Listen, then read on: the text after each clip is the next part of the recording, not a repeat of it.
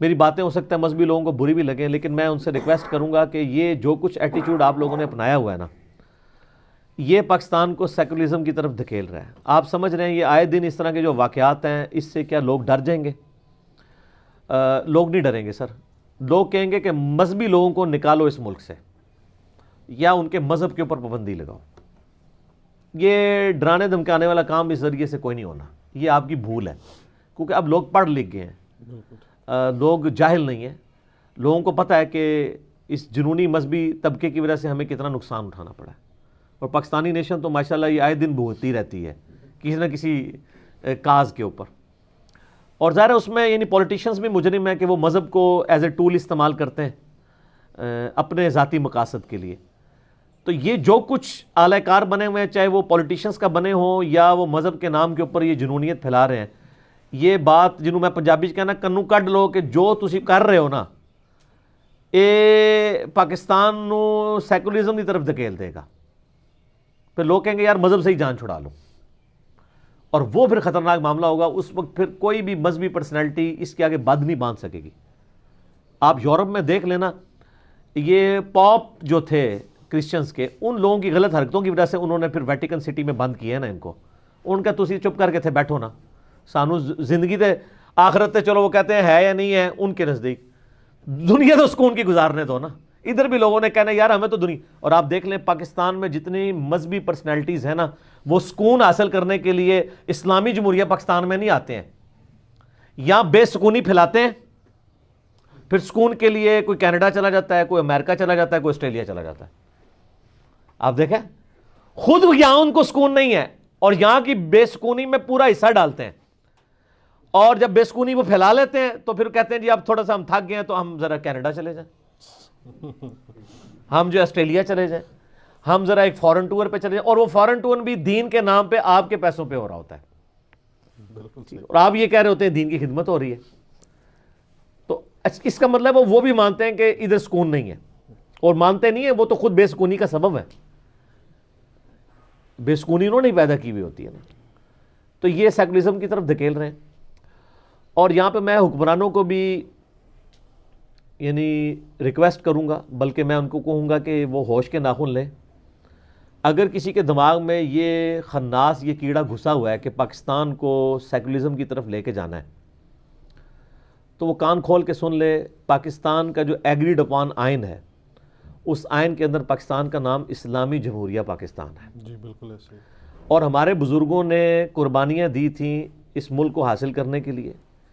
یہ ملک کسی فوجی جرنیل نے جنگ کے بعد فتح نہیں کیا ہوا، بالکل ٹھیک، نہ کسی بہت بڑے شہنشاہ نے مسلمانوں کو یہ گفٹ کیا ہوا ہے ملک، یہ ایک پوری پولیٹیکل سٹرگل کے بعد مسلمانوں کی یہ ملک حاصل کیا ہے۔ الحمدللہ۔ لہٰذا جو لوگ بعد میں آئے ہیں جن کی کوئی کنٹریبیوشن نہیں اس ملک کو بنانے میں، ان کو کوئی حق حاصل نہیں ہے کہ پاکستان کے آئین کو بدلنے کی کوشش کریں، یا پاکستان کا جو اسلامی جمہوریہ پاکستان جو اس کا نام ہے، اور ظاہر ہے اس سے نام سے ظاہر ہے کہ اسلام یعنی یہ اس کے ساتھ ایک آرگینکلی جڑا ہوا ہے۔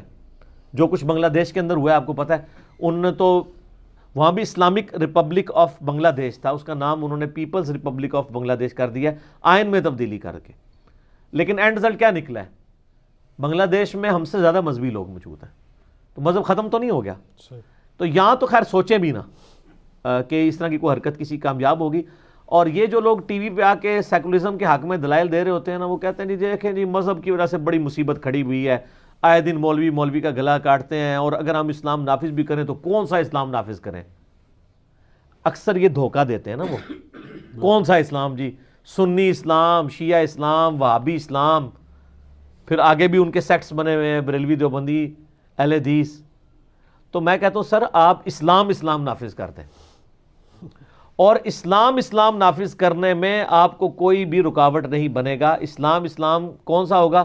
جس پہ سارے ایگریڈ ہیں، جو قرآن پاک میں ہمیں ایک سورہ آل عمران کی آیت نمبر 64 میں ایک دعوت کی چابی دے دی گئی ہے، قل یا اہل الکتاب تعالوا الی کلمۃ سواء بیننا وبینکم اللہ نعبد الا اللہ، کہ آؤ اہل کتاب ہم اس بات پہ تو اکٹھے ہو جائیں جو ہم میں اور تم میں کامن ہے، کہ اللہ کے سوا کسی کی عبادت نہ کریں، یعنی کامن ٹرمز کے اوپر۔ تو سر میں اب آپ سے، جتنے یہاں پہ لوگ بیٹھے ہیں، پڑھے لکھے لوگ بھی ہیں، 60-70 لوگ جتنے بھی ہیں، آپ سے میں ایک بنیادی سوال کرتا ہوں کہ تمام مکاتب فکر کیا اس بات پر متفق نہیں ہے کہ سود حرام ہے؟ بالکل ہے۔ تو اس میں کیوں کہا جاتا ہے کہ جی سنی اسلام، شیعہ اسلام، وہابی اسلام؟ اسلام اسلام ہو یا سنی اسلام ہو یا شیعہ اسلام ہو یا وہابی اسلام ہو، سب کے اندر سود حرام ہے۔ بے شک۔ تو سود کے خلاف کام کریں۔ اچھا، کس مکتب فکر کے مذہبی لوگ کہتے ہیں کہ بے حیائی عام ہونی چاہیے؟ کسی کے بھی نہیں۔ بریلوی، دیوبندی، اہل حدیث، شیعہ، ان میں سے کوئی ایک مکتب فکر بھی ہے جو کہتا ہے کہ مرد و عورت کا اختلاط ہونا چاہیے؟ کوئی بھی نہیں کہتا۔ تو سر یہ تو اسلام اسلام ہے نا۔ آپ یہ دو کام کر دیں سر، میں تیسرے کام کی بات نہیں کر رہا۔ بے حیائی کی طرف راستہ کھولنے والی ہر چیز ختم کر دیں، قرآن پر جتنی مرضی آپ بنا لیں، سود ختم کر دیں، اللہ رسول سے جنگ ختم کر دیں، اکنامکلی آپ کے جو ایشوز ہیں وہ ریزالو ہوں گے، اور دوسری طرف سوشل ایشو ریزالو ہو جائیں گے اگر بے حیائی کو آپ لگام دے دیں گے۔ تو سر کسی معاشرے میں یہ دو چیزیں چاہیے ہوتی ہیں، احترام جان اور احترام مال، تو خود بخود ہی سارے معاملات ہو جائیں گے۔ تو یہ یعنی میں ان کو بھی ایک میسج، جو لوگ ان مذہبی جنونیوں کی آڑ لے کے اسلام کے خلاف بھونکنا شروع کر دیتے ہیں یا پاکستان کو ایک سیکولر اسٹیٹ بنانے کے لیے درپے رہتے ہیں، تو ان کو بھی ہوش کے ناخن لینے چاہیے۔